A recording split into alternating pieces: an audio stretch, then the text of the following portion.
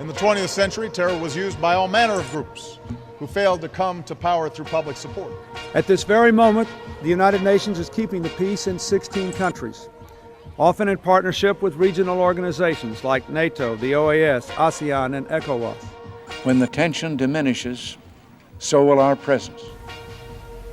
For us to pull back from the world's troubled spots, to turn our backs on those taking risks for peace, to weaken our own opposition to terrorism, would hand the enemies of peace a victory they must never have. For 40 years, the United States has made it clear its vital interest in the security of the Persian Gulf and the countries that border it. The oil reserves there are of strategic importance to the economies of the free world. We're committed to maintaining the free flow of this oil and to preventing the domination of the region by any hostile power. This threat cannot be ignored. This threat cannot be appeased. America will remain engaged in the region, and we are prepared to engage in that effort through gun-wielding proxies. Intervention by other nations in their internal affairs would deny them that right and create a focus of conflict. 12 years ago, the United States invaded Iraq without provocation. And the regime's forces were poised to continue their march to seize other countries. America had acted unilaterally, without regard for the interests of others.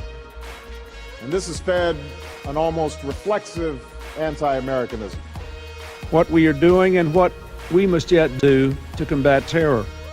That no nation will put into orbit or station in outer space weapons of mass destruction. In the decades ahead, the United Nations and other multilateral organizations must continually confront terror. The terrorist group known as ISIL must be degraded and ultimately destroyed. This group has terrorized all who they come across in Iraq and Syria.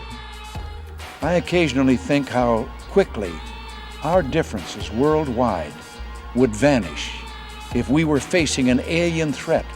What could be more alien to the universal aspirations of our peoples than war and the threat of war? The United Nations must play a leading role in this effort. There can be no reasoning, no negotiation with this brand of evil. The only language understood by killers like this is the language of force. So the United States of America will work with a broad coalition to dismantle this network of death. And we've shown that the UN can count on the collective strength of the international community. We've shown that the UN can rise to the challenge of aggression, just as its founders hoped that it would.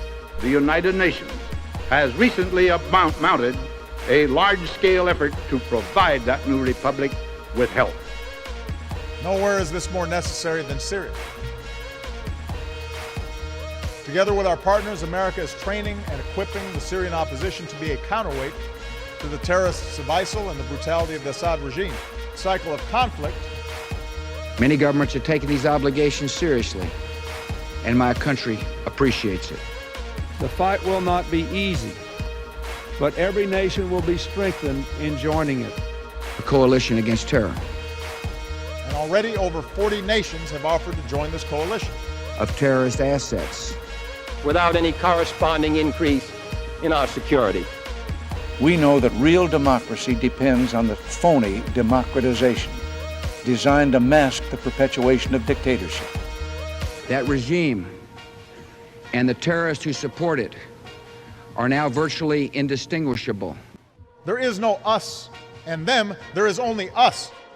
In this world, there are good causes and bad causes, and we may disagree on where that line is drawn. We will stand by our friends on the front lines, as we and many nations will do in pledging support for the Pakistani people tomorrow. He is just a murderer. Time is passing. The only dividing line is between those who practice, support, or tolerate terror and those who understand that it is murder, plain and simple. We must unite in opposing all terrorists, not just some of them. Consider the course that we're on if we fail to confront the status quo. Consider the course that we're on if we fail to confront the status quo. Do unto thy neighbor as you would have done unto yourself.